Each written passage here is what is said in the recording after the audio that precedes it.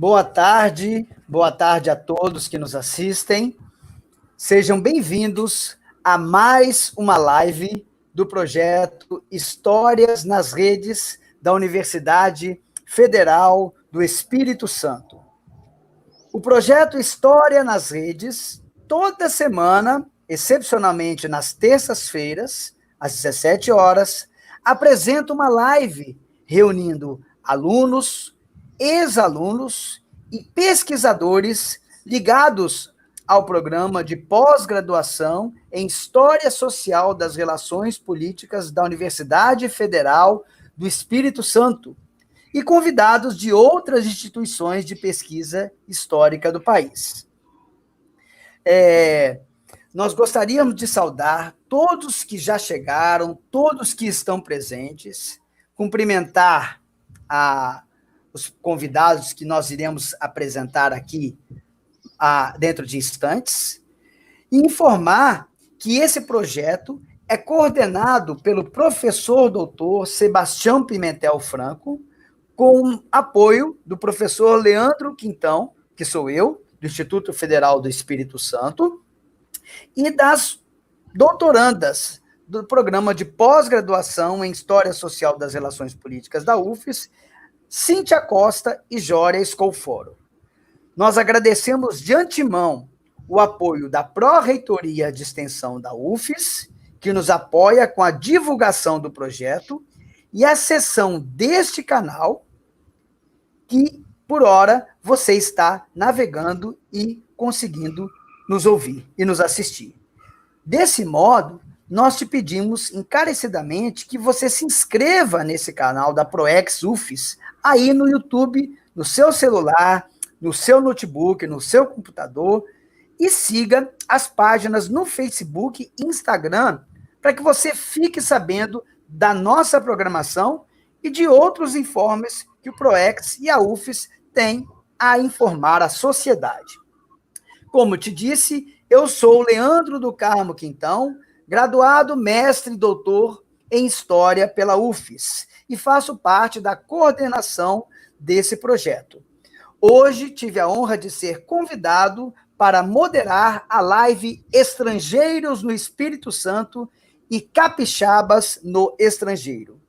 Nós teremos a participação da professora doutora Maria Cristina Dadalto, do programa de pós-graduação em História da UFES, e do professor doutor Sérgio Luiz Marlo, pós-doutorando na mesma instituição. Eu desejo agora uma boa tarde aos nossos convidados, dizer aos dois que é uma alegria imensa recebê-los aqui, pelos conhecimentos que ambos apresentam, têm a nos oferecer, por terem dedicado um tempo, um precioso tempo dessa vida corrida que nós temos para fazer essa pequena conferência, para falarem, para trocar conhecimento conosco. Então, desde já, sem grandes delongas, eu vou passar a palavra ao professor doutor Sérgio Luiz Marlo, que vai falar sobre aspectos históricos da imigração estrangeira no Espírito Santo entre os séculos XIX e século XX. Boa tarde, professor Sérgio Marlo, seja bem-vindo, é um prazer tê-lo conosco. Boa tarde, Leandro. Eu queria, em primeiro lugar, saudar o professor Leandro, também saudar a professora Cristina, dizer da grande alegria de poder participar com vocês dessa live, de trocar algumas ideias a respeito dessa temática tão interessante, que é a temática da imigração, e especialmente a questão da imigração estrangeira aqui no Espírito Santo, e também a questão dos capixabas no estrangeiro. Então fica aqui a minha enorme gratidão em poder estar junto dessa live com a professora Cristina, minha supervisora no pós-doutorado, também o professor Leandro, um querido amigo meu. Eu também queria aproveitar para agradecer a comissão organizadora das lives, professor Sebastião, tive a oportunidade de também já fazer pesquisas junto com ele, daí a pouco eu vou falar um pouquinho disso, também o professor Leandro, como já mencionado, e também as doutorandas, a Cíntia e a Jória, fica aqui minha minha gratidão aí pelo convite, né, para participar com vocês nessa tarde aí dessa live. A minha fala, então, ela vai trabalhar um pouco a questão histórica, né? Eu coloquei assim, digamos, como título, como temática da minha fala, né, aspectos históricos da imigração estrangeira no Espírito Santo nos séculos 19 e 20.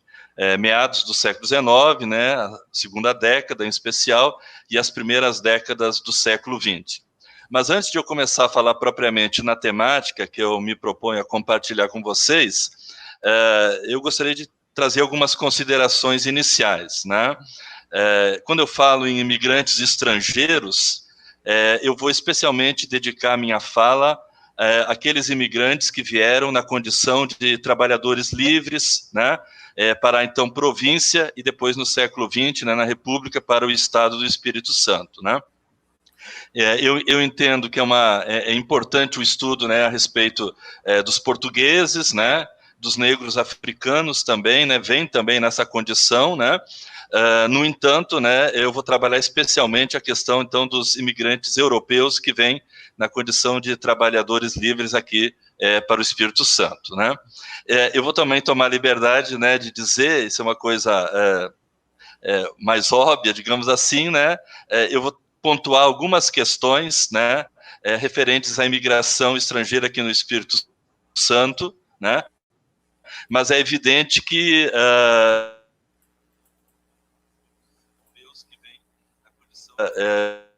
a gente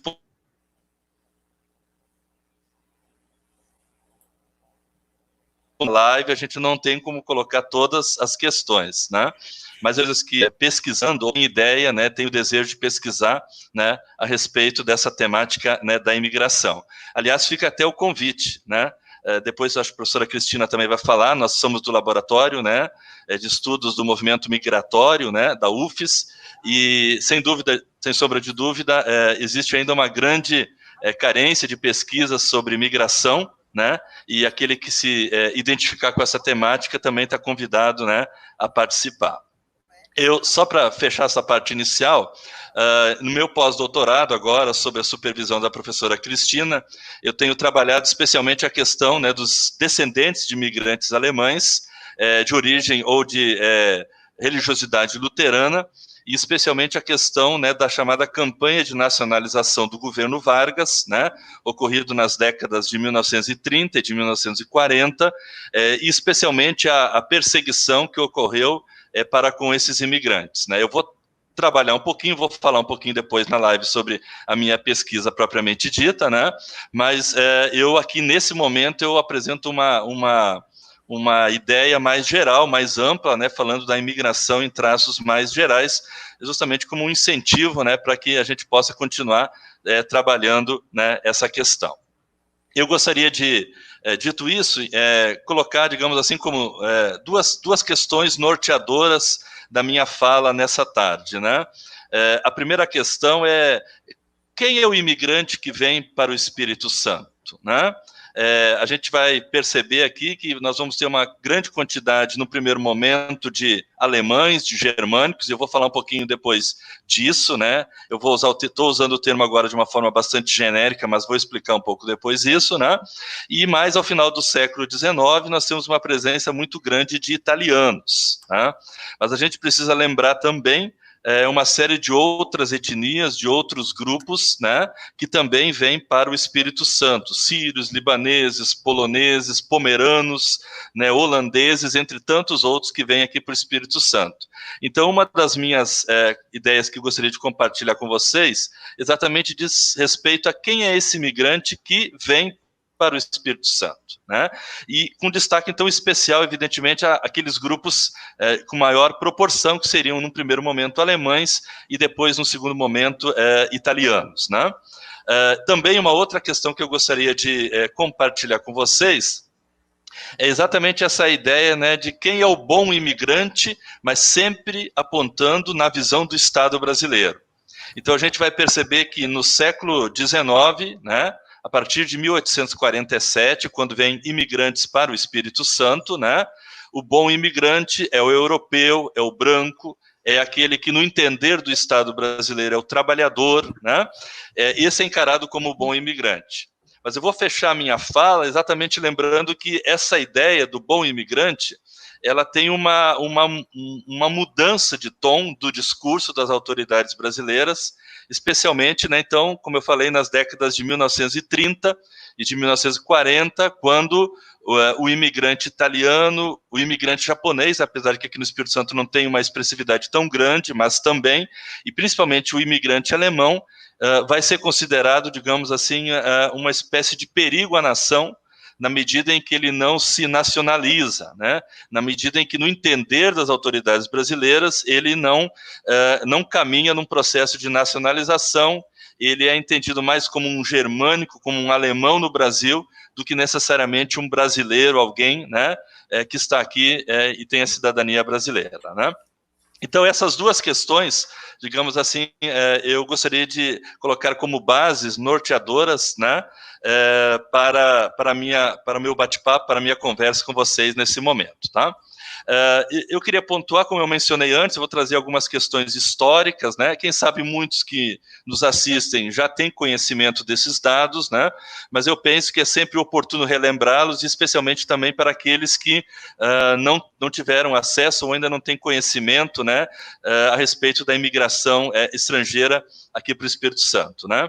Então eu gostaria de lembrar que a imigração estrangeira para o Brasil no século XIX, ela tem como marco, digamos assim, na historiografia tradicional, 1824, né, quando imigrantes alemães, eles vão, então, para o Rio Grande do Sul, e lá eles fundam a cidade de São Leopoldo. Posteriormente, em 1829, também a fundação, né, da cidade de Alcântara, né, em Santa Catarina, né? Então você tem, num primeiro momento, esses imigrantes alemães no sul do país, especialmente Rio Grande do Sul, Santa Catarina, né, e Paraná. Então, na historiografia tradicional, se coloca como a data, digamos assim, de início de uma efetiva imigração estrangeira para o Brasil, a data de 1824, né? Eu vou levantar alguns tópicos e algumas ideias, né? Provocações, quem sabe, para no futuro, né, a gente possa estar até dialogando. Eu queria compartilhar, nós lá tivemos no laboratório, né, uma tese que foi escrita pela Fabienne, né, Fabienne Passamano Mariano, né, e ela defendeu no ano passado a sua tese sobre os açorianos no Espírito Santo. Ela especialmente estudou a festa do Divino Espírito Santo, né, lá em Viana, mas ela, no trabalho dela, na tese de doutorado dela, ela lembra a questão de açorianos que chegaram aqui no Espírito Santo no final de 1812 e no início de 1813. E a Fabienne, então, ela no seu trabalho, na sua tese, ela lembra essa questão, então, colocando até como um marco introdutório da vinda de imigrantes para o Brasil, né, a questão desses açorianos. Então, né, se alguém tiver interesse nessa leitura, né, é uma outra perspectiva, né, fica o convite aí, tá nas teses, né, do programa de pós-graduação em História, né, da UFES, né. Mas, pensando agora mais especificamente no Espírito Santo, né, a gente vai ter como marco da vinda de imigrantes para cá o ano de 1847. Então, 1847, nós vamos ter o primeiro grupo de alemães, de germânicos, que vem aqui para a então província, né, do Espírito Santo. E aí nós vamos ter, digamos assim, 3 datas marcantes, né? 1847, com a fundação, né, de Santa Isabel, né, 1855, né, com a fundação de Rio Novo, e 1857, com a fundação de Santa Leopoldina.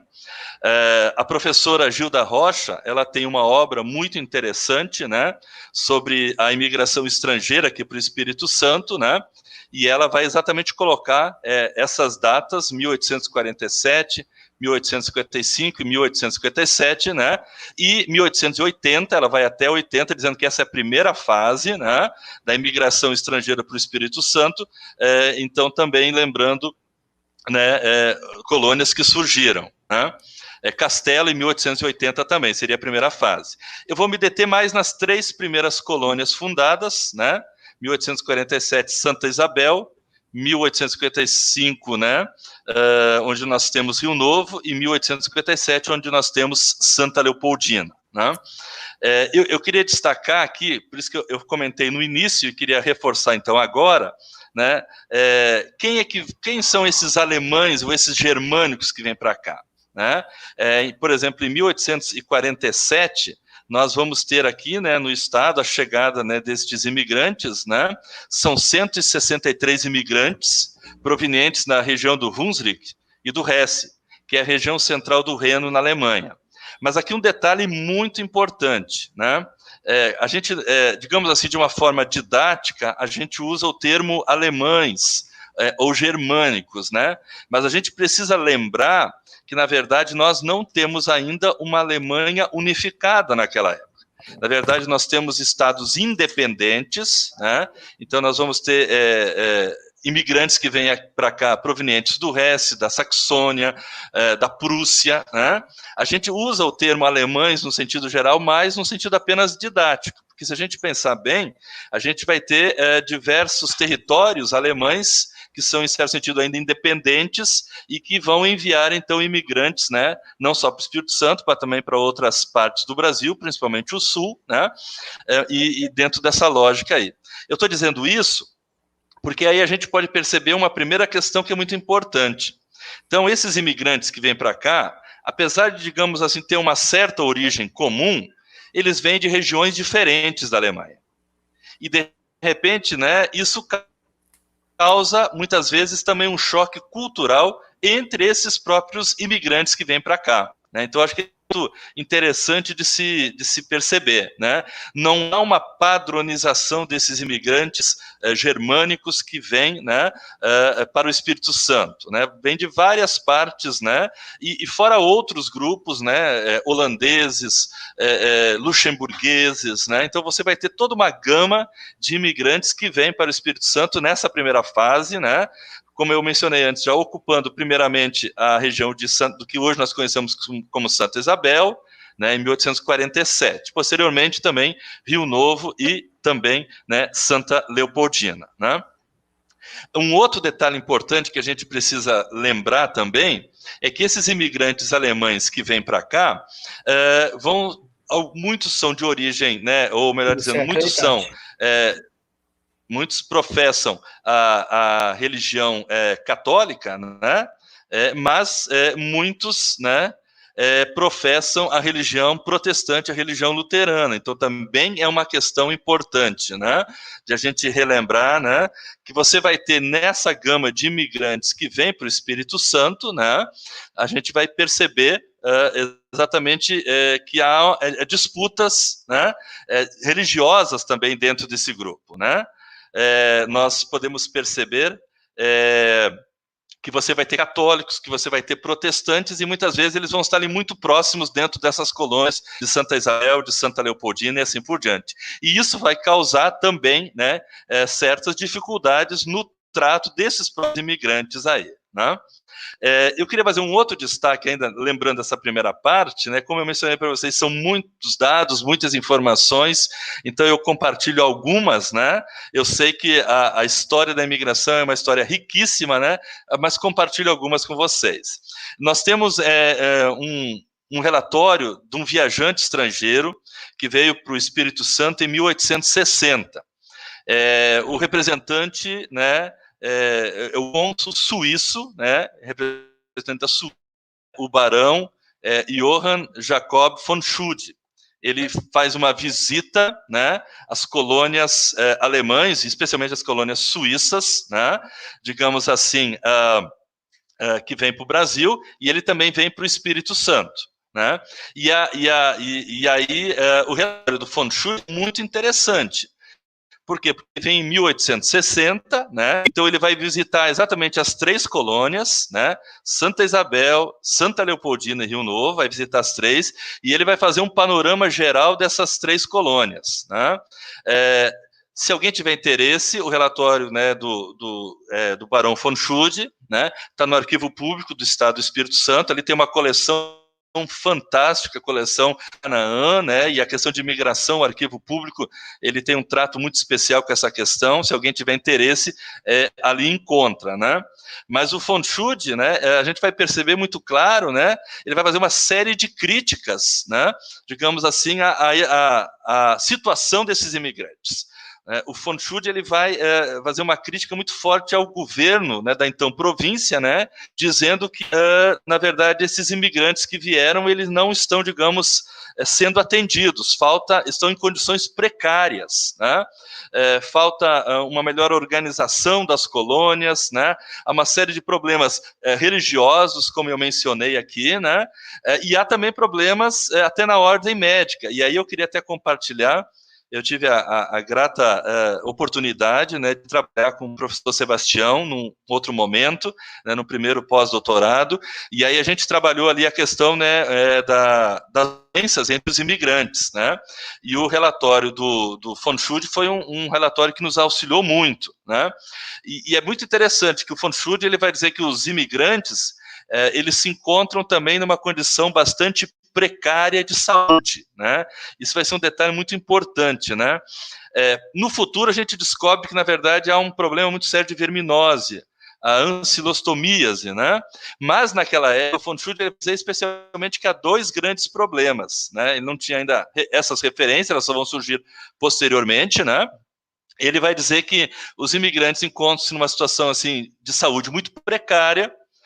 Em primeiro lugar, pela questão da alimentação, que é também uma alimentação muito precária. O relatório dele faz uma descrição dessa alimentação, né, que seria bastante precária, e também, né, ele vai lembrar a questão dos miasmas, né, a questão, né, dos odores, dos cheiros, né, que vinham dos pântanos, dos rios, e que causariam, então, essas doenças, né, digamos, nesses imigrantes aí. Vai ser uma crítica muito forte, né, do von Schud, né, especialmente a questão de Santa Leopoldina e de Rio Novo, né? Então eu tive a grata oportunidade, né, de trabalhar com o professor Sebastião, né, nessa temática, né, e a gente escreveu um artigo que também foi publicado, né, falando um pouquinho, né, dessa questão aí, né? Eu vou ter que avançar aqui pela questão do meu tempo, né, mas eu queria reforçar uma outra ideia aqui nesse momento, né? A professora Gilda Rocha, nos seus trabalhos sobre a imigração estrangeira para o Espírito Santo, ela vai entender que esses primeiros imigrantes que vêm para Santa Leopoldina, para Santa Isabel e para Rio Novo, eles vêm para trabalhar em pequenas e médias propriedades. Então, nós não vamos ter, no início da imigração estrangeira por Espírito Santo, necessariamente, um imigrante que vem para trabalhar nas fazendas de café. Não é esse o objetivo. Né? A professora Gilda Rocha defende a ideia de que nesse momento havia ainda um grande número, né, de escravos nessas fazendas de café na década de 1840, 1850, 60, né? Então o imigrante que vem para cá, ele vem dentro de uma lógica da pequena e da média propriedade, né, rural. E aí a gente pode lembrar o que o Caio Prado Júnior fala, né? O Caio Prado Júnior ele vai defender então duas ideias, né, nesse processo. Uma ideia de colonização. Quem é o colonizador? Né, aquele que vem, né, para pequena e média propriedade, e o Caio Prado Júnior vai falar nos seus trabalhos sobre quem é o imigrante, é aquele que vai para a fazenda, né, de café, né, para as fazendas depois. Né? Ele faz essa distinção aí. Então, só para a gente entender, nesse primeiro momento, nessa primeira fase, digamos assim, né, nós vamos ter, então, né, esses imigrantes, especialmente vindo para as pequenas e médias propriedades. Eu vou passar por uma segunda fase, né, o tempo, como eu falei, né, não permite assim, ampliar, então eu vou passar por uma segunda fase, que é uma fase onde você já vai perceber, né, especialmente a partir de 1880, né, até 1892, né? Então ali nós estamos aqui naquele período antes e pós abolição da escravatura, onde nós vamos ter uma nova leva de imigrantes, e aí uma leva muito expressiva de imigrantes italianos. E aí eu recordo que eu falei para os alemães, vale também para os italianos. Né? Nós não temos ainda uma Itália unificada, né? Então são grupos de determinadas regiões, né, de territórios, né, que vêm para cá também, né? Mas a gente vai ter um contexto um pouco diferente. Nós vamos ter um contexto onde muitos desses italianos, né, que vêm para o Espírito Santo, evidentemente que o objetivo é trabalhar na sua terra, então na pequena ou na média propriedade, que seja, né? Mas você vai ter o quê? Muitos desses imigrantes italianos já trabalhando também, né, nas fazendas de café do sul do estado, né, da então província e depois do estado, né, do Espírito Santo. Nós vamos ter ali, por volta de 1874, né, uma primeira imersão de italianos, né, com a vinda para a fazenda do Pedro Tabachi, né. Nós vamos ter ali cerca de 386 imigrantes italianos que vêm, né, para essa fazenda. Não dá muito certo no início, né, mas digamos assim, é um ponto inicial dessa vinda de imigrantes italianos aqui para o Espírito Santo, né? Um detalhe muito interessante, né? Se a gente perceber de 1847 até 1880, números assim aproximados, é claro, nós vamos ter cerca de 15 mil imigrantes que vêm para o Espírito Santo. 1847 até 1880, 15 mil imigrantes. De 1880 até 1892, nós vamos ter quase o dobro, cerca de 28 mil imigrantes. E sendo que 80% desses imigrantes que vêm são, né, vamos botar assim, esse italiano que a gente está comentando aqui dessas várias regiões, né? A gente tem que lembrar também um outro relatório muito interessante, agora é do conselheiro, né, Carlo Nagar, né, o conselheiro italiano, onde ele também vai fazer uma pesada crítica à administração, dizendo que os imigrantes italianos também estão tendo dificuldades, né, e vai haver uma proibição, então, a partir, né, do final do século XIX e do século XX, da vinda de imigrantes italianos, né? A professora Nara Saleto diz que, na verdade, essa diminuição da vinda de imigrantes italianos, né, não é só por conta do relatório do Carlo Nagar, né, em parte, né, pela crítica dele, mas é um momento em que o Estado que também colaborava na vinda de imigrantes, né,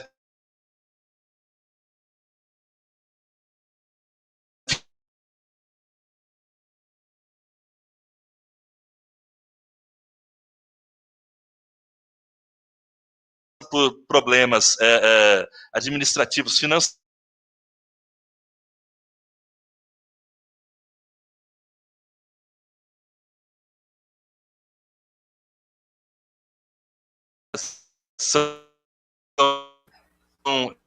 urbana, né?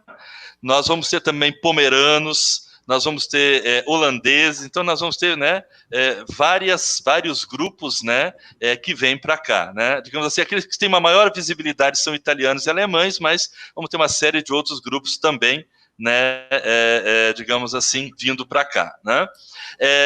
Para concluir, Leandro, né, eu diria assim, para a gente chegar pertinho do final da minha parte, eu queria lembrar que há uma diminuição da vinda de imigrantes para o Espírito Santo, especialmente nas décadas de 1930, de 1920, 1930, por causa das duas grandes guerras mundiais, né?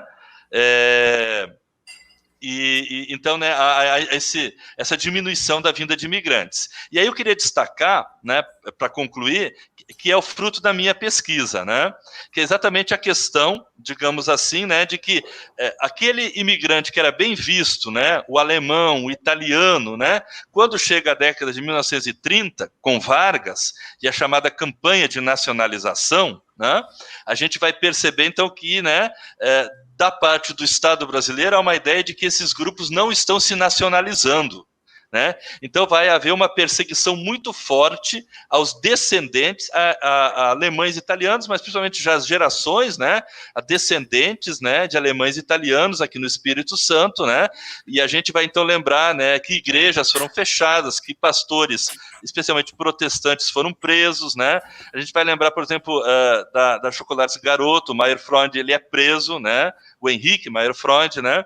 Então vai haver toda uma perseguição a esse imigrante, né?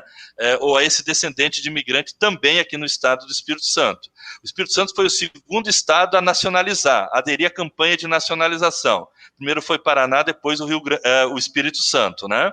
E aqui você vai ter, então, essa perseguição muito grande, né? O último detalhe aqui, né, pelo tempo, nas minhas pesquisas de doutorado, eu trabalhei os luteranos, né, e a campanha de nacionalização, e eu encontrei um documento que falava de um tal de Dr. Schroeder. E esse Dr. Schroeder, ele exatamente morava, era um dentista, era um médico, que morava em Vitória, né? E ele foi alvo da perseguição, né, nessa época aí, né, da nacionalização do Estado brasileiro, né? Eu, então, concluo a minha fala, né, Leandro, professora Cristina, né, então, lembrando, né, primeiramente, os imigrantes vêm em 2 momentos especiais, né? Primeiro para pequena e média propriedade, depois para as fazendas de café, né? Vou ter uma ideia de um bom imigrante, e depois na década de 30 e 40 a ideia do perigo, né, o perigo alemão, né? Nós vamos ter no final, dentro do Estado, no interior do Estado, né, assim como em outros lugares, a questão do integralismo, ela é muito forte nas colônias italianas, alemãs também, né? E por fim, a professora Nara Saleta, ela lembra, né, num dos seus artigos, que a imigração, que muitos, no senso comum, se tem a ideia de que a maioria da população capixaba é de origem italiana, e ela vai dizer que não, ela vai entender exatamente que nós temos um Estado muito miscigenado, com a participação de imigrantes, indígena, de negros, né, e o Estado do Espírito Santo, então ele tem essa denotação extremamente miscigenada.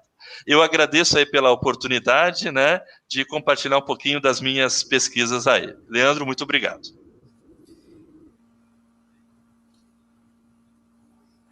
Nós que agradecemos. Som, estão me ouvindo?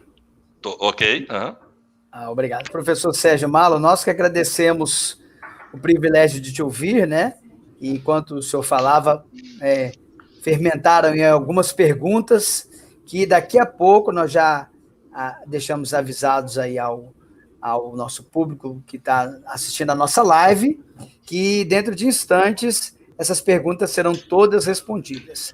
Nós queremos aproveitar a oportunidade, cumprimentar o Tiago Alves, que está aqui presente, a Elesiari, ao Américo Mignoni, ao professor Sebastião, Felipe Mauriene, Lívia Poubel, a Luísa Alvarenga, o Raimundo Nonato, o Eduardo Monaldi, que fez pergunta, também a colega que fez pergunta, Danis Michele, enfim, todos que estão aí assistindo conosco. Enfim, agradecemos a vocês a participação, fiquem à vontade, façam perguntas, Luiz Alvarenga, enfim, façam perguntas, que elas serão todas respondidas pelos nossos conferencistas. E para continuar essa conversa, né, pegando um gancho nessa parte final aí do professor Sérgio Marlo, nós convidamos a professora doutora Maria Cristina Dadalto, que vai falar sobre capixabas que migraram para a Europa, mais especificamente nessa live, para a Itália no tempo presente. Professora Maria Cristina, seja bem-vinda, é um prazer tê-la aqui conosco, e esse momento é seu, por favor, fique à vontade. Obrigada, Leandro, obrigada também ao professor Sebastião, que nos convidou para essa live, a Cíntia e a Jória, que estão nos ajudando muito, e cumprimentar também o Sérgio. Bom, e agradecer as pessoas que estão aqui participando, fazendo perguntas. É um prazer para a gente estar discutindo essa questão sobre migração no Espírito Santo. Até porque, como o Sérgio já disse, essa temática é uma temática riquíssima, e que ela ainda é pouco explorada, a meu ver, no Espírito Santo. Né? Nós, lá no Laboratório de Estudos do Movimento Migratório, vinculado ao programa de História da UFES, desculpa, gente, minha garganta, nós temos desenvolvido pesquisas sobre a questão da migração, bastante pesquisas, várias têm sido feitas. O ano passado, a Fabienne, que o Sérgio já mencionou, apresentou uma tese sobre os açorianos, o Adilson Silva apresentou uma pesquisa sobre os sírios e libaneses no sul do Espírito Santo.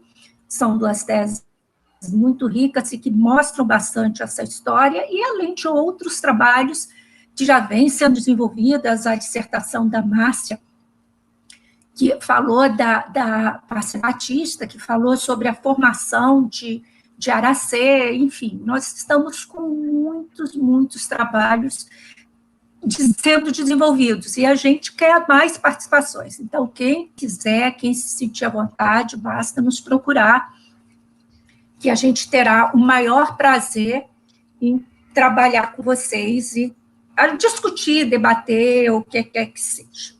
Bom, só pegando o gancho do final da fala do Sérgio, né, quando ele vai falar da questão de 70, que a professora Nara Saleto refuta a tese de que há 70% de capixabas descendentes de italianos. Por que isso é importante? No nosso ponto de vista, é muito importante entender que o Espírito Santo, mais do que um estado de descendência italiana, como alguns pensam, ele é um estado miscigenado. E entender que o Espírito Santo é um estado miscigenado é fundamental para a gente entender que a identidade capixaba é composta de um mosaico de várias culturas que aqui se estabeleceram, né? Os europeus, como afirmou o Sérgio, italianos, alemães, pomeranos, suíços, né, holandeses, poloneses, entre outros, dos africanos deslocados para cá, dos portugueses que foram considerados colonizadores até a partir dos anos 80, ser considerados imigrantes, e de asiáticos. Então, dizer que o Espírito Santo, pensar no Espírito Santo é pensar nesse mosaico que conforma a identidade do Estado. Mas é muito importante também a gente entender que vieram para o Espírito Santo, sobretudo, migrantes nacionais, vindo das fronteiras, de região de fronteira, Rio de Janeiro, Minas Gerais e Bahia. E entender que a migração de nacionais se manteve desde do século XIX e se mantém e se fortalece no século XX e XXI. Então, você tem uma grande população descendente de migrantes internacionais, depois dos descendentes no interior, e de migrantes nacionais no interior até os anos 60, e depois esses migrantes nacionais, eles vêm principalmente para os grandes centros urbanos, Vitória, Serra, Cariacica, Viana, né, primeiro Grande Vitória, depois a região metropolitana da Grande Vitória, e continua sendo o grupo principalmente de migrantes que conformam as nossas fronteiras, Minas, Rio e Bahia. Daí é importante entender que o Estado, o Espírito Santo, e são esses capixabas, né, miscigenados, que vão emigrar agora para a Europa, especialmente para a Itália. Então, é um povo, né, que é constituído de múltiplas identidades e múltiplas características, né, fenotipicamente e genotipicamente. Eu sei que no Brasil a gente está sempre pensando em termos do fenótipo, mas essa constituição ela é múltipla. Então, só para dar um exemplo para vocês, há uns 10 anos atrás, eu fui fazer uma pesquisa na lista de pedidos de cidadania italiana pelos capixabas. Nessa lista que eu obtive de um período mais ou menos de 6 meses, haviam em torno de 2.500 pedidos. Quando você lê a lista, você vai ver sobrenomes italianos com árabes, italianos com Silva, Souza, italianos com alemães, ou só sobrenomes portugueses, Silva, Souza, Santos. Por quê? Porque a gente também vai aprendendo, e o Brasil herdou isso por muito tempo, o sobrenome era dado só pelo pai. Então, se eu sou descendente italiana e me caso com um negro, ou me caso mineiro, o sobrenome do meu filho vai ser Silva, Souza, não vai ser Dadalto, né? Que também é brasileirada, é Dadalti, né? E, nesse sentido, é importante a gente sempre ter em vista essa questão apontada pela Nara, e pensar em por que a gente fez essa discussão e quis fazer essa ligação. Porque quando os imigrantes capixabas vão para a Europa, ou vão mais especificamente para a Itália, isso é uma ressonância de um processo histórico também, né? Isso é uma ressonância. Tem uma pesquisadora australiana, descendente de italianos, chamada Loretta Baldassar, que ela costuma dizer que a busca ou a tentativa de buscar um espaço que foi dos seus antepassados para emigrar ou para pertencer por um tempo, ela está muito relacionada à sua memória histórica, né? Aos seus sonhos, às histórias que foram contadas para vocês. Então, há muitos capixabas que vão buscar a Europa, mas principalmente a Itália.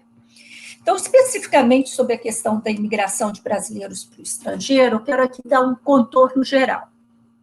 Em termos de Brasil, existe aproximadamente, aí os últimos dados que eu tenho são de 2017, 3,5 milhões de pessoas que emigraram para o estrangeiro.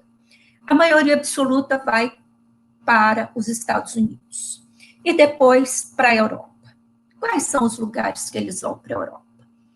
Portugal, por conta da língua, a facilidade de falar o português, né? Chega lá, é tranquilo. Londres, a quantidade de brasileiros que ir para Londres é muito grande, né? Por quê? Porque é um lugar que tem uma qualidade de vida financeira e a possibilidade de empregos é muito grande. Espanha e Portugal, e Itália. Aqui nesse trabalho, mas eles também vão para outros continentes, outros países, eu estou falando dos principais. Aqui nesse trabalho, eu estou me dedicando mais à Itália, porque é a base das minhas pesquisas, ou da minha última pesquisa, que eu fiz um postdoc o ano passado na Itália, então eu quero centrar mais nisso. Agora, é essencial para entender a questão da emigração e imigração, né, no passado e no presente, é entender o seguinte: ela se dá por meio do estabelecimento de redes, né? Quais são essas redes? Redes de amigos, redes de familiares, e ela se deu isso no passado, como se dá agora no presente. Então, quando a gente pesquisa o passado, a gente vai ver que muitos imigrantes que já estavam aqui no Espírito Santo, no Brasil, eles escreviam carta para as famílias, dizendo que aqui era maravilhoso, que tinha comida em fartura, aqui era um lugar fantástico, sempre muito bom de se viver.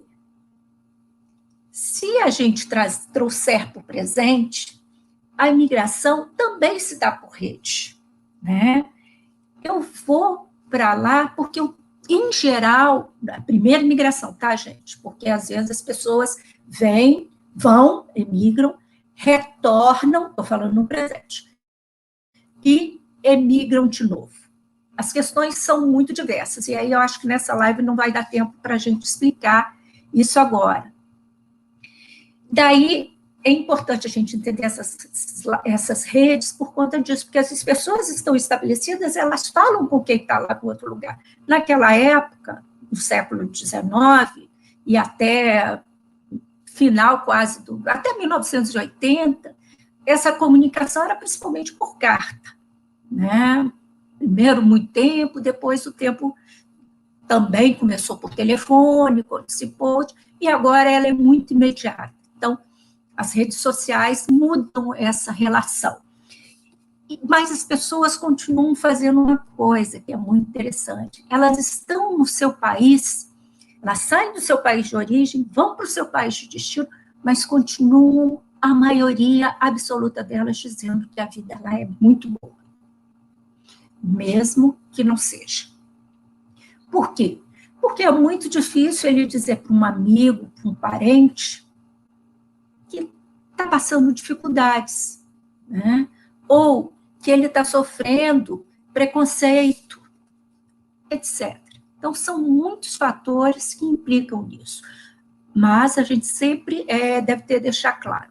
Também, para a maioria absoluta das pessoas, no passado, do presente, quando elas fazem o processo de mudança, a vida delas melhora também. Isso são estudos internacionais feitos pela Organização Mundial da Imigração, que tem comprovado isso. Melhora, a vida sempre melhora. E por que os capixabas ou brasileiros vão tanto para a Itália? Busca da cidadania é um dos fatores. Se você tem a cidadania, você tem uma facilidade muito maior para você transitar pela Europa e transitar para outros países também. Com a globalização, você tem, né, e a criação da União Europeia, o fortalecimento da União Europeia a partir dos anos 80, você tem um facilitador para você se mover pelo mundo. É ter o documento, um passaporte italiano. E as pessoas ou fazem isso daqui, ou vão para lá para fazer e ficar. Muitos vão para fazer e permanecer na Itália. Então, a gente tinha aí, tem isso como claro, né? Agora eu passei um ano na Itália, e assim, era muito comum conhecer muitas pessoas que estavam lá aguardando, ficando lá 4 a 5 meses, né, para até esperar que o pessoal da comuna fosse lá para ver toda a documentação que você tem que fixar a residência para poder ver o seu documento e tirar a sua cidadania. E por que elas emigram, né? Então, tem essa questão, a gente tem que estabelecer também que a gente tem fases nessa imigração. Dos anos 80, de 1980 até 2000, a gente via principalmente uma migração laboral, uma migração por busca de trabalho, né? As pessoas iam tentando melhorar a sua vida financeira. Elas continuam fazendo isso. A imigração por trabalho não acabou, não reduziu. Mas hoje também tem outros fatores que estão impactando isso. Quais são? A questão da segurança. Muitas pessoas estão indo embora porque acham que vão ter mais segurança lá. Principalmente, eu consegui ver isso, principalmente com as pessoas que estão fazendo o que eu chamo de reimigração. Moraram na Europa, na Itália especificamente, por alguns anos, voltaram para o Brasil e agora estão retornando. Retornam por quê? Porque lá eles sabem, principalmente como cidadão europeu, né, que eles vão ter escola de graça, então não tem que gastar com escola. Saúde, né, que tem um sistema de saúde de graça, e tem segurança. Não, você pode sair na rua. Não é que não vai acontecer nunca nada com você, mas a percepção de segurança é absolutamente diferente. Então, eles estão chamando, elas consideram que elas vão ter melhor qualidade de vida. Isso tem influenciado muito, muito, muito. E quem são os brasileiros que estão vivendo, que vão para a Itália, que estão vivendo hoje na Itália? Né? Vai depender da rede que eles fizeram. Inicialmente, ou o pai, ou a mãe, ou algum membro da família, ainda continua acontecendo isso, para chegar lá, se estabelecer, se era o pai já para fazer a cidadania, e logo depois ia toda a família. Ou você já tinha uma família de parente estabelecido, e ia depois. Mas não esqueça, a rede, ela é importantíssima. Por quê? Porque se você chega lá com uma rede, você já vai ter uma melhor possibilidade de inserção para emprego, né? Para alugar uma casa. Você precisa sempre dessas informações. Ao passo que se você vai sem isso, você pode ficar perdido. Então, normalmente, as pessoas vão a partir dessa rede de amigos ou de parentes. Vai depender de quem é essa pessoa, do processo que ela tem. Quando ela faz a reimigração, Não, porque ela já fez essa rede. Ela pode vir para o Brasil, ficar um tempo e falar, não, agora eu quero voltar. E quando ela volta, não necessariamente ela vai depender dessa rede. E isso não estou falando apenas da Itália, isso também são estudos internacionais falando sobre a reimigração, né? Então, essas questões, elas são muito importantes para entender. E quem são esses brasileiros que estão lá? O que eles estão fazendo? Olha, gente, o perfil que eu montei, eu já venho fazendo pesquisas há muito tempo, e das pessoas, dos capixabas que eu entrevisto, a maioria, né, são pessoas já com algum nível superior, né? Ou é o pai que não tem o nível, ou a mãe, mas os filhos, quando vão, ou quando ficam lá, já conseguem fazer a faculdade, ou um nível técnico, e elas vão trabalhar de quê? A maioria vai trabalhar, que eu entrevisto, elas trabalham como cuidador, como diarista, né? Como em restaurantes. Há aqueles também que vão trabalhar em blogs de moda, vão ter outras atividades. Mas isso tudo vai depender da cidade que você vai se estabelecer, da rede pela qual você for, né? E essa rede pela qual você se mantém lá. Mas trabalhar como badante, que eles chamam, cuidador ou diarista, não é, primeiro, não é um demérito de ninguém. Segundo, muitos italianos com diploma superior também estão fazendo isso. Por quê? Porque emprego é mais raro.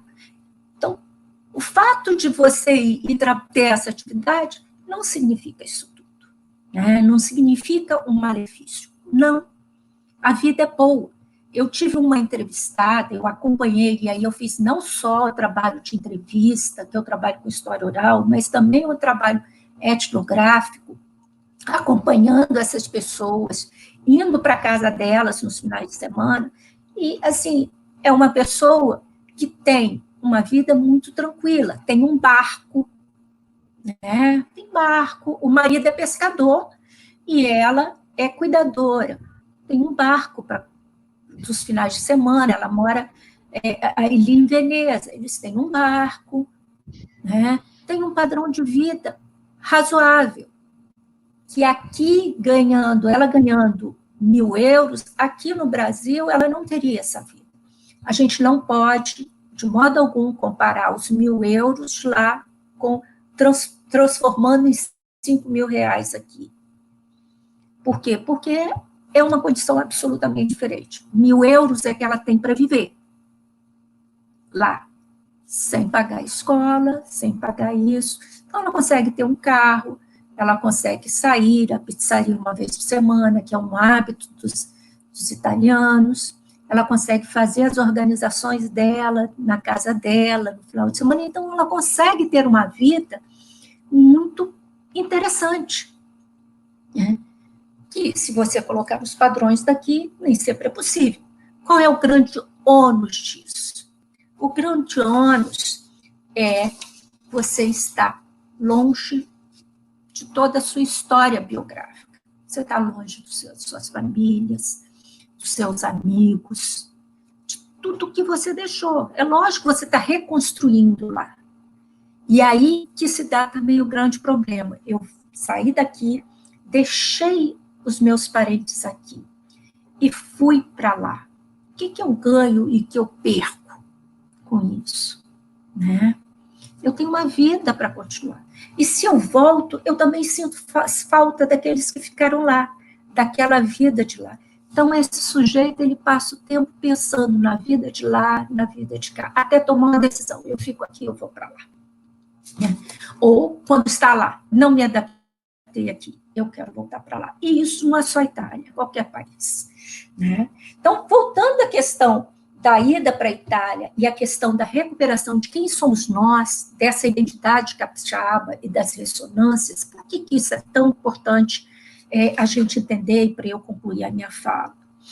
Porque aqueles que são descendentes de italianos e que têm ou não têm a cidadania, que chegam lá com a cidadania, os que vão para lá para fazer a cidadania, geralmente levam um grande choque quando chegam lá. Porque muitos deles ditam que, ao chegar na Itália, serão recebidos como italianos e tratados como italianos.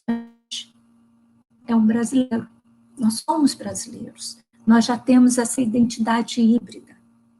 Por mais que eu tenha descendência, sempre essa descendência italiana, mas eu sou uma brasileira, eu moro aqui, eu aprendi a viver aqui. Né? Não há reconhecimento deles como italianos. A gente não fala o italiano que eles falam quando eu chego lá. Qualquer língua, você não vai falar o inglês como o americano, você só vai conseguir falar a língua da pessoa, como ela fala, depois de muito tempo de convivência, porque a língua é cultura. Então, eu posso falar um italiano perfeito que eu aprendi aqui, mas o italiano perfeito é diferente do italiano lá, né? Por quê? Porque o italiano de lá, ele vai usar palavras, sensações, várias questões que a gente não está usando comumente aqui nosso. Então, ele é um ítalo-brasileiro, é um extracomunitário. Nesse sentido, ele também tem dificuldades, né? Sofre racismo, sofre xenofobia, as mulheres sofrem muito estereótipo das pessoas acharem que a gente está indo para lá em busca de marido, né? E, sobretudo, a descoberta que a Itália não é exatamente aquele lugar que eles aprenderam a idealizar. Não é a Itália dos seus avós, apesar de ter uma coisa muito interessante. Eles vão, imigram, ficam lá, e quando retornam para o Brasil, aqueles que retornam continuam falando aquela Itália idealizada. Então, a narrativa, ela é uma narrativa de construção. Por quê? Porque ela está falando das nossas memórias, dos nossos antepassados, dessa construção de vida que a gente fez. E que tem nela também, muito inclusa, muito colocada, essa noção de que 70% do capixaba é italiano. Que a mídia falou, porque algumas pessoas falam, mas é por isso que a gente chama para as pessoas, quem quiser fazer pesquisas sobre imigração, venha falar com a gente, porque a gente precisa discutir mais isso. Esse espanhol que tem aqui, esse alemão que tem aqui, esse pomerano, esse sírio-libanês. Bom, era o que eu tinha preparado para a gente conversar hoje, para entender um pouquinho esse capixaba que foi para a Europa. Quem é essa pessoa? Como é que ela vive? Né? Lembrando sempre, com todo sofrimento, para a maioria, ainda considera que a vida é muito melhor. Então, a gente não deve sofrer, mas viver, né? Viver esse processo que para alguns é tão interessante e tão bom, e para a gente que fica aqui entender, porque quem está lá vai continuar sempre vivendo com saudade da gente aqui também, sempre. Alguns, depois de muito tempo, falam assim, não volto mais, mas para esses são poucos, porque a história de vida deles ainda está aqui. Muito obrigada a todo mundo.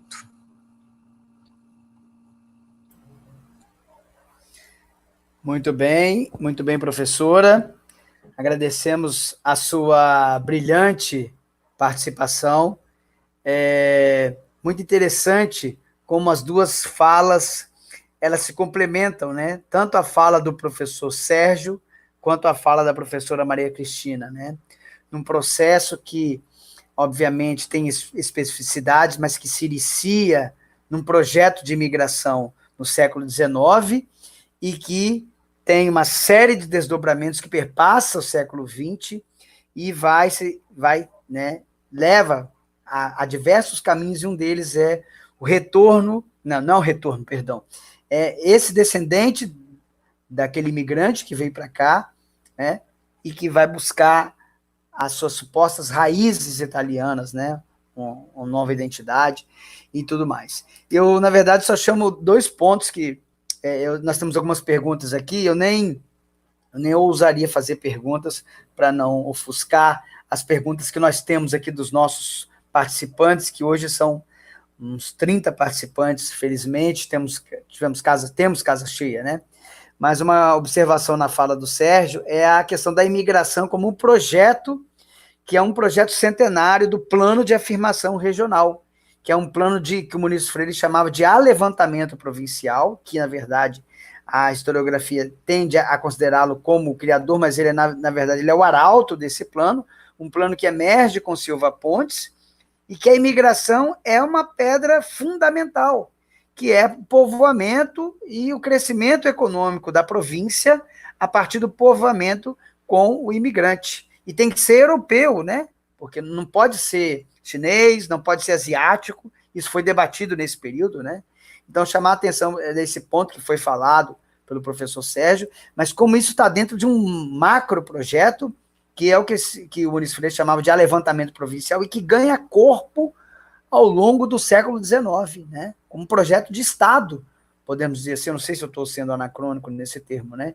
Como a imigração, ela vem, ela se encaixa e ela perpassa o século XIX, entra o século XX, ainda nesse espírito como sendo a tábua de salvação ou o caminho para o desenvolvimento econômico do Espírito Santo. Em relação à professora Maria Cristina, só uma observação, é interessante como a gente conhece os capixabas, descendentes de alemães, italianos, né, e como eles gostam, às vezes, de afirmar a identidade deles em relação a quem não é. Então, por exemplo, a Copa do Mundo, se eu sou descendente de alemão, eu vou comprar uma camisa da Alemanha, eu vou torcer para a Alemanha. Na frente da torcida do Brasil, eu torço para a Alemanha, ou eu torço para a Itália, né, ou eu tento ser o italiano que eu não sou, na verdade, e na frente de um brasileiro que não é descendente de italiano, para eu afirmar a minha ascendência, ou, no caso, alemão, né? Então, tem muito dessa questão também. E um relato pessoal de um parente meu, eu acho interessante que eu tenho parentes que moram no exterior, e eles, uns mais passionais que outros, e às vezes você fala no telefone e tal, eles sentem muita saudade, e dizendo que tudo lá é bom, tudo é maravilhoso, tudo é muito bom, mas ao mesmo tempo você sente o sofrimento, né? A vontade, como é que eu posso dizer? A tristeza de não poder estar com a gente, né? O estar lá, mas ao mesmo tempo tentando disfarçar e dizendo, olha, aqui tudo é bom, aqui é maravilhoso, e casa bem com a sua fala, professora, de, olha, eu não posso dizer que aqui está ruim, eu tenho que dizer que aqui é bom, que aqui tudo é bom. Então, de uma certa forma, é preciso ocultar o meu sofrimento, né? Para não mostrar nenhum tipo de fracasso, arrependimento, enfim. São alguns pontos aí que a gente pode desdobrar para uma conversa futura. Se vocês me permitirem, eu vou ler para vocês as perguntas e a gente vai, e aí depois eu passo a palavra para os dois convidados. Pode ser? Ou vocês gostariam de falar alguma coisa? Fique à vontade. Não, pode. Okay. Eu vou pela ordem de perguntas, agradecer, cumprimentar a professora Sônia Barreto, ao Felipe Mauriene, cumprimentar a Nanda, ao Tiago Camilo, cumprimentar a Bruna, cumprimentar outros que apareceram aqui, o Josimar, a Luísa, enfim, se eu estiver esquecendo alguém, vocês me perdoem, por favor, Danilo, a Vivian. Enfim, a primeira pergunta é do Eduardo Munaldi. Eduardo Munaldi é um ex-aluno meu. Ele pergunta se existiu algum êxodo dos italianos, ele é aluno do curso de Economia da UFES, se existiu algum êxodo dos italianos que desembarcaram em Santos ou no Rio de Janeiro para vir para Benevente. Essa é a primeira pergunta, se vocês têm alguma informação, se italianos que vieram de Santos ou do Rio de Janeiro para cá, para Benevente, vocês têm alguma informação estatística acerca dessa questão aí, essa informação. Vocês querem que eu já leia a próxima ou vocês respondem essa primeiro? Sérgio, você quer responder?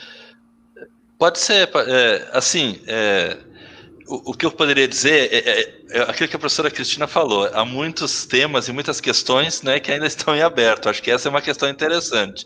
O que a gente pode perceber é que muitas vezes, vamos botar assim, muitos imigrantes que chegam ao Espírito Santo, eles passaram por outras situações anteriormente. Muitos que vieram para cá, por exemplo, não deu certo, digamos, na fazenda em São Paulo. e aí muitos se deslocam aqui para a província do Espírito Santo, século XIX.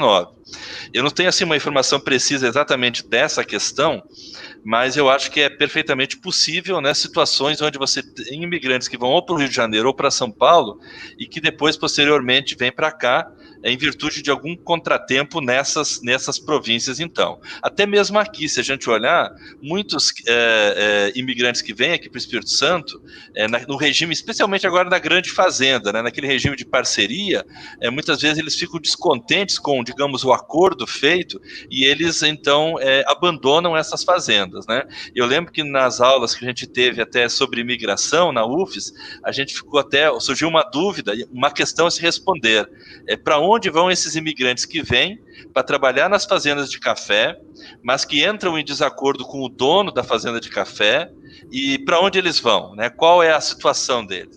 É uma temática a se pensar e se pesquisar. Seria essa a minha ideia. Deixa eu só complementar, eu penso a mesma coisa do Sérgio, e a gente pode pensar que a partir dos anos, do final do século do 19, início do 20, começa a exploração da fronteira norte do Espírito Santo. E para a fronteira norte vão muitos filhos de migrantes, né? Migrantes e filhos para explorar essa fronteira.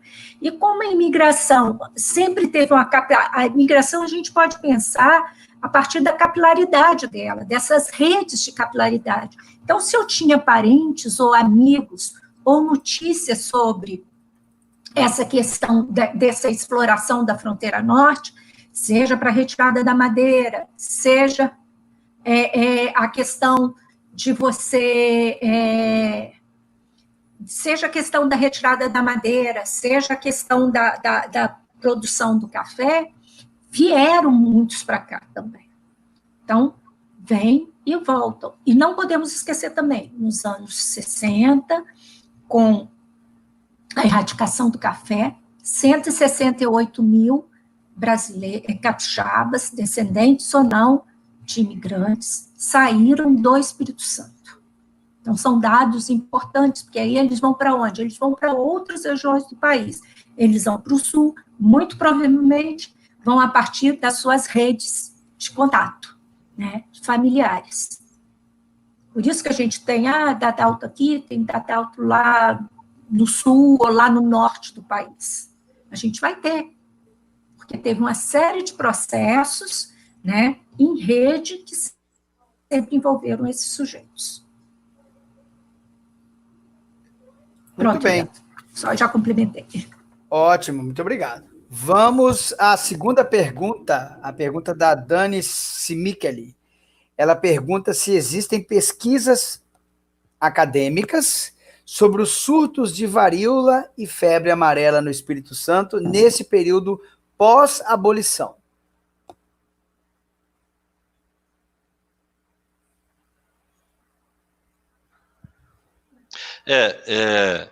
Eu diria assim, novamente, é mais uma questão importante, interessante, né, a se pesquisar, né. Eu acho que, na verdade, essa questão, o professor Sebastião, né, que trabalha essa questão das doenças, ele teria até melhor condição de responder do que nós, né.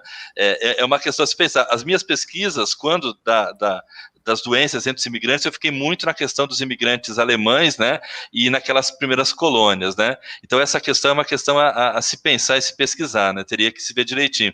Eu só queria lembrar um detalhe que eu acabei não podendo, não lembrando antes, né, mas esses alemães que passaram por problemas quando o von Schude olha em 1860, na década de 1930, né, você vai ter dois representantes do governo alemão que vêm para o Brasil, e lembramos que 30 nós estamos já no regime nazista, né, para encontrar o imigrante ideal aqui no Espírito Santo. E quando eles chegam aqui, na verdade, eles encontram um imigrante extremamente pobre, extremamente, né, o alemão especialmente, né, extremamente pobre, também carente na questão da saúde, né? Mas essa questão específica, eu pelo menos não teria uma leitura a respeito do assunto, né? Muito bem. Pode falar, desculpa, professora, perdão. Ah, tá. Eu só quero explicar que malária teve muito, né? Porque a região do Espírito Santo era uma região que contou com muito processo, muitas pessoas muito doentes. Agora, a Luísa está fazendo uma tese, né, orientanda do professor Sebastião, está fazendo uma tese sobre o ciclo de malária, né, com os ferroviários da linha de trem aqui no Espírito Santo, né? Então, é uma questão que começa a ser discutida e estudada. Também eu acredito que aí o professor Sebastião, acho que já deve ter falado isso em outras lives, ou deve falar mais, que também é um tema riquíssimo para pesquisa, pouco pesquisado ainda no Espírito Santo. A questão da história das doenças, até onde eu sei, ela começa a ser pesquisada agora pelo professor Sebastião Pimentel, com seus orientantes, é claro. Então, isso é um outro campo riquíssimo de estudos para o Espírito Santo. Posso? Bom, uma terceira pergunta, ela é da área do direito, ela não é da área de história. A Lívia Poubel, ela pergunta se esses imigrantes, como é que era a situação deles quando eles chegavam aqui, se eles recebiam casas, como é que era a questão dessas terras, se eles recebiam essas terras do governo, vinham com a mão na frente e outra atrás, como se diz popularmente, né? Se eles tinham alguma garantia do governo, como é que era essa situação para eles, assim, né? Enfim, aqui quando eles chegavam no estado, na província, né, e depois no estado. Obrigado.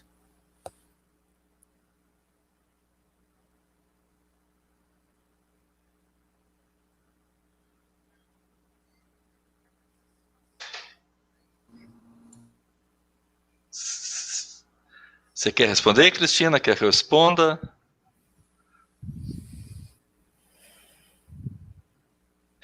Então, nós vamos ter uma situação onde muitos desses imigrantes que vêm para cá, eles vêm subsidiados.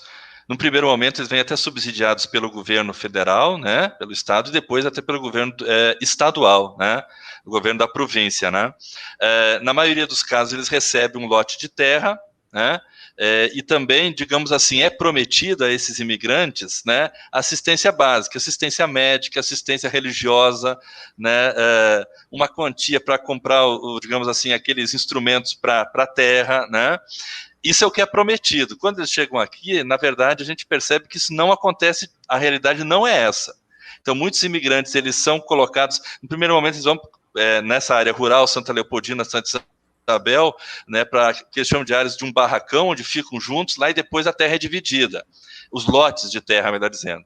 Mas a gente percebe que uma das reclamações, por exemplo, do Fonchud, é exatamente que os lotes não são divididos na mesma metragem para todos, falta assistência médica. Se a gente lembrar do Espírito Santo do século XIX, né, a gente tem problemas até hoje, Espírito Santo do século XIX falta, então, a questão médica, né, é um problema, a questão religiosa. Então, na verdade, o discurso ou a propaganda foi né, e a realidade foi um pouco diferente, né, e pense, eu estou usando o Fonchud, que é um barão, que é um aristocrata europeu, né, então quando ele vem para cá, ele vê, na visão dele, essa calamidade toda aí, né, mas teoricamente eles vieram nessa ótica de receber um sustento do governo, primeiro federal e depois, estou falando federal, mas no sentido do estado, né, e depois até do governo estadual.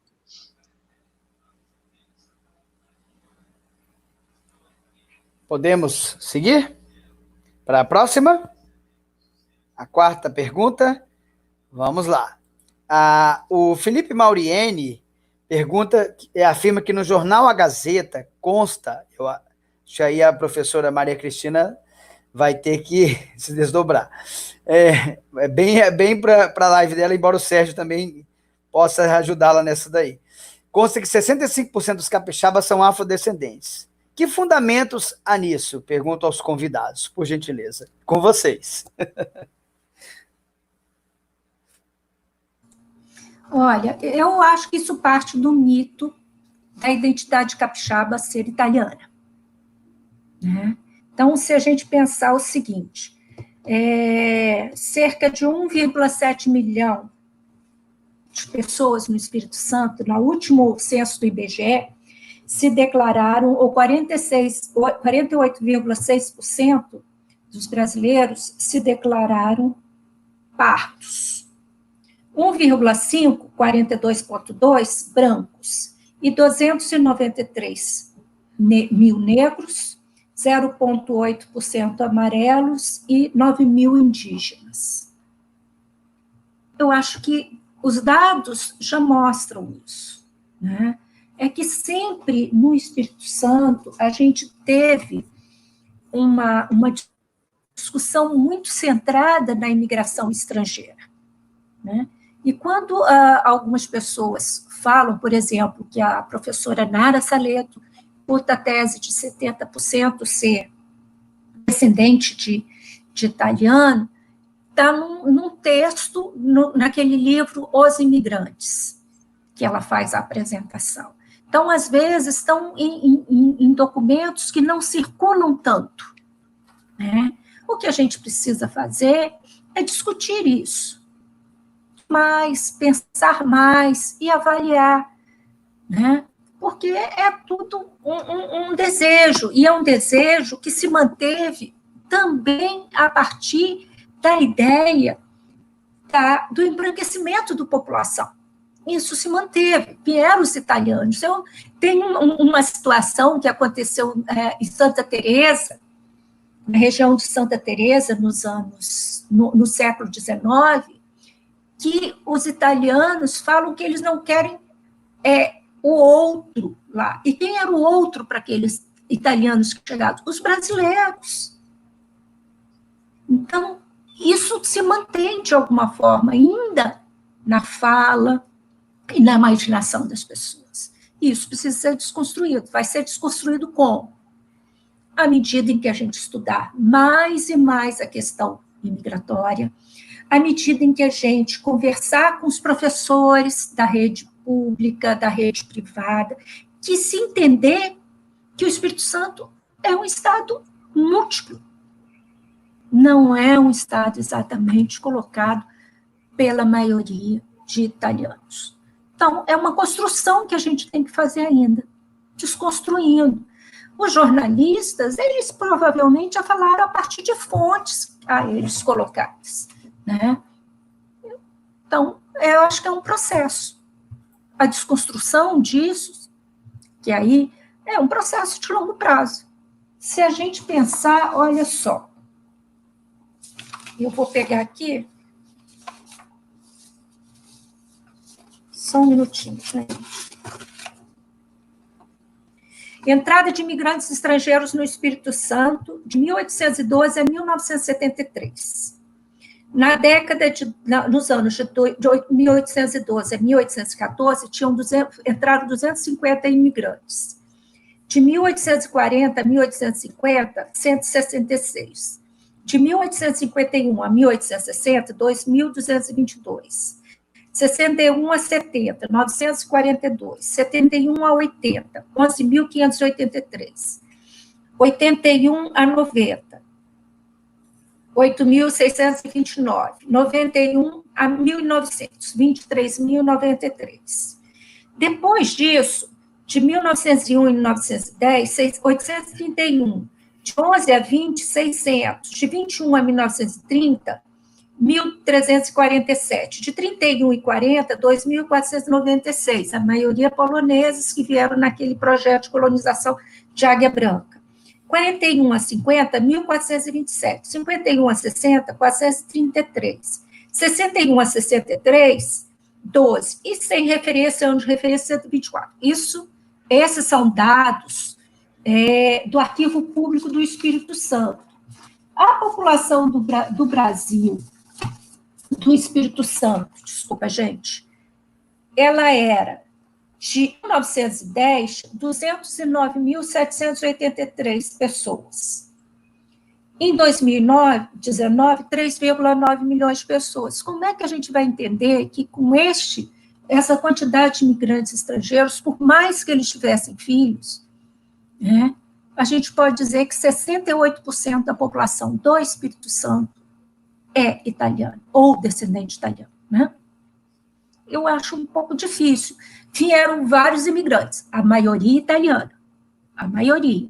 O que não significa dizer que 68% a 70% da população do Espírito Santo é descendente italiano,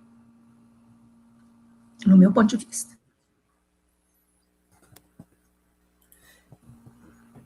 No caso, professora Maria Cristina, o professor, o participante, o Felipe, que ele faz a pergunta, ele parte da afirmativa, é que, deixa eu achar aqui novamente, 65% dos capixabas são afrodescendentes, no caso, né, a afirmação, né? Não seriam italianos, que ele se baseia, entendeu? Afrodescendentes, não italianos. Sim, entendeu? sim, agora eu compreendi. Entendeu? Não é italianos, no caso, seriam afrodescendentes, entende? Mas também, né, não estaria nessa retórica, desse discurso de que a maioria absoluta da população seria formada por descendentes de italianos, no caso, né? A questão que ele levanta é se teríamos tantos afrodescendentes assim no Espírito Santo, né? Essa que é a questão que ele levanta. Quer fazer um comentário ou posso prosseguir? Eu penso que você pode prosseguir. A gente tem uma grande população de afrodescendentes. A imigração, a quantidade de escravos aqui, de negros que vieram para o Espírito Santo, é muito grande, né? Eu não estudo essa questão, mas você também tem um deslocamento muito grande de afrodescendentes no pós-abolição para cá. E esse povo todo, ele se miscigenou. Então, o IBGE fala mais ou menos essa idade. Né? Se você colocar negros com pardos, né? Então você tem mais ou menos esse percentual. Perfeito. Eu só entendi a questão errada, desculpa. Não, tudo bem, sem problema. Eu vou, então, à última pergunta, porque o nosso tempo já está estourando, cumprimentando Nivaldo Schneider, o Igor Vitorino, o Alexandre Almeida, outros que chegaram depois, Tiago Camilo, Ângela Rose. A última pergunta é do Tiago Alves. Ele pergunta ao Sérgio, para fazer uma dobradinha comigo, ele pergunta sobre a política migratória do primeiro governo do Muniz Freire, no auge e depois da queda da imigração estrangeira. Não é uma pergunta específica, Sérgio, é uma pergunta genérica. Eu acho que ele quer saber um pouco dessa política migratória. Não sei se característica dela, porque, se ela deu certo, se não deu, porque eu acho que seria talvez uma apanhada aí, assim, geral, né? Aí a pergunta na tela, se você poderia, por gentileza, de forma sucinta, que nós temos aí menos de 10 minutos, temos aí 8 minutos, aí se você responde aí de forma sucinta. Obrigado. Queria agradecer ao Tiago pela pergunta também, querido amigo aí do arquivo público, né? Só que a covardia me fazer essa pergunta tendo um especialista na mesa, que é o professor Leandro, né? Então, eu acho que ele tem até mais condições do que eu para responder. Mas eu acho que interessante, né? É a questão eu diria assim, do embate que surge, né? Porque quando o Muniz Freire está governando aqui, né, o Estado, vai ser exatamente no período em que o Carlo Nagar ele vai propor, né, ao governo italiano a não vinda mais de imigrantes para cá. Me parece que há uma disputa de discursos aí, né? O Muniz Freire dizendo assim, não é bem assim, né? O Estado ele dá as condições ao imigrante, né? E do outro lado, né, o Carlo Nagar dizendo o contrário, né? Dizendo que o Espírito Santo tem a questão, né, de doenças e tudo, né? E dizendo que o governo estadual, né, não está dando aquelas condições ideais para o imigrante, né? Aquilo que eu comentei antes é, né, muito interessante. A professora Nara Saleta, nos seus estudos, ela exatamente vai dizer que, de certa forma, essa sugestão de restrição imposta pelo governo italiano, através do relatório do cônsul Carlo Nagara, vai vai ajudar o governo do Estado Muniz Freire, porque, segundo ela, era um período em que o Estado estava com sérios problemas financeiros. E como o Estado subsidiava a vinda de imigrantes, isso vai, em certo sentido, auxiliar até, digamos, nos cofres públicos, né, na questão financeira aí do Estado, né? Mas tenho certeza que o professor Leandro também pode colaborar nessa questão aí.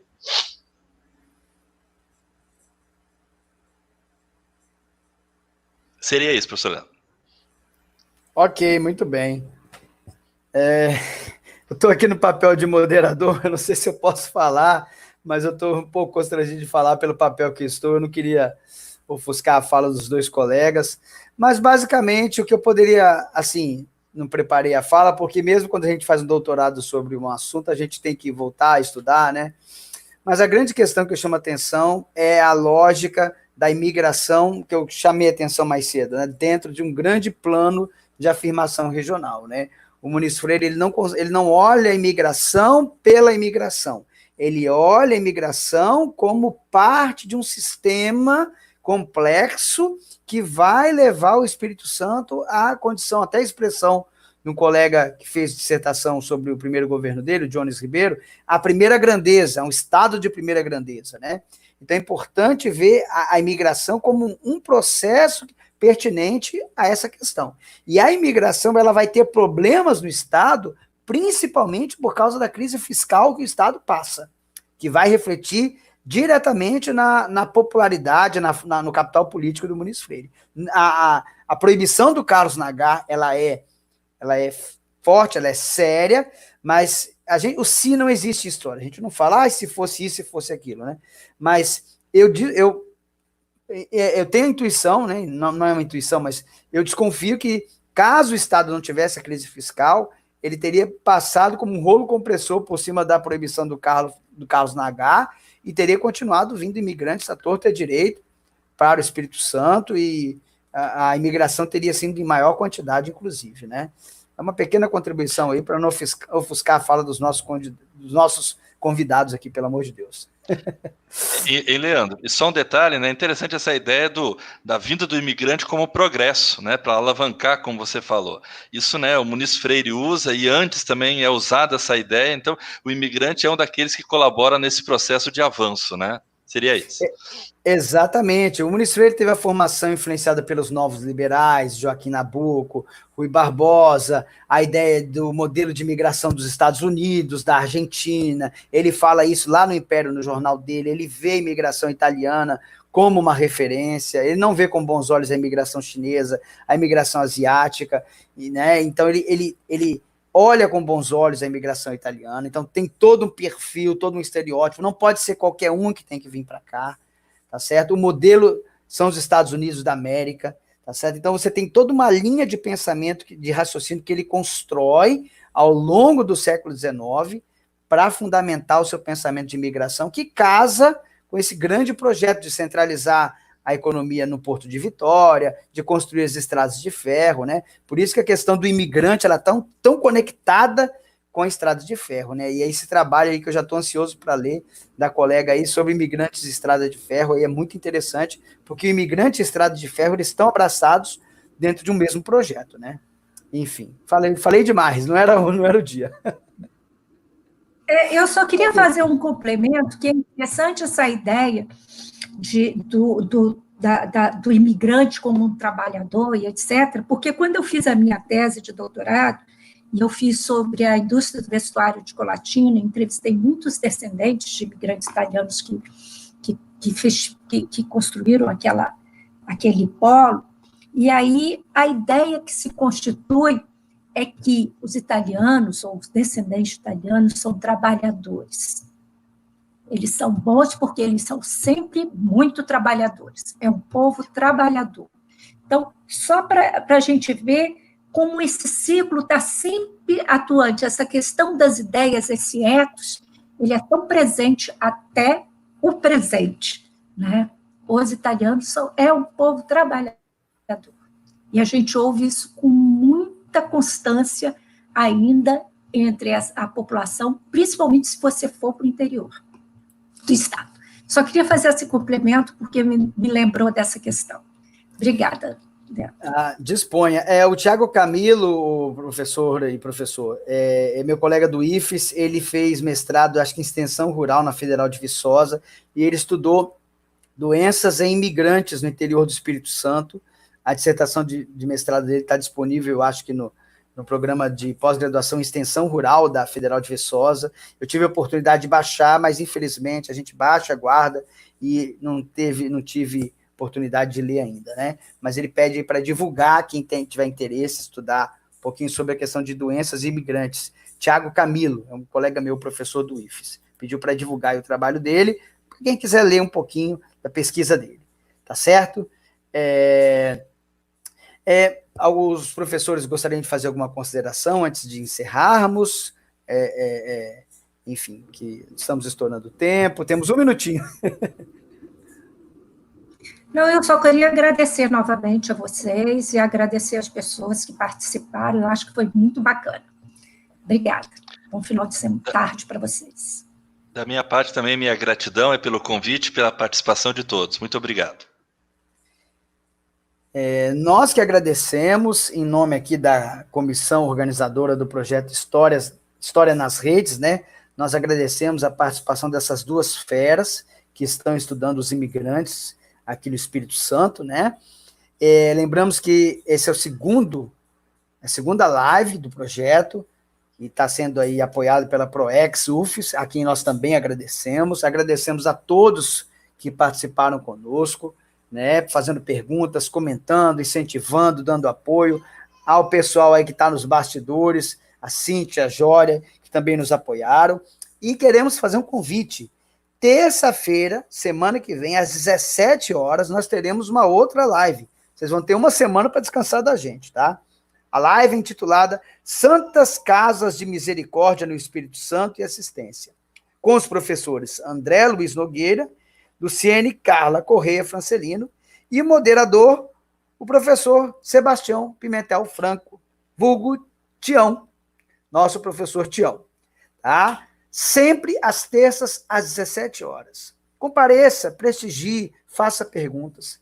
E deixamos claro que as lives ficarão arquivadas aqui na página da ProEx no Facebook. Então venha, curta, assista, divulgue, tá? Porque essas lives são preciosas, elas vão ajudar a divulgar conhecimento. Hoje nós trouxemos aí mais 2 especialistas, tá? Para abrilhantar aí o nosso projeto. Eu espero que você volte a semana que vem, para a gente poder dar um abraço em você, para a gente ler as suas perguntas e ser brindado pela sua participação.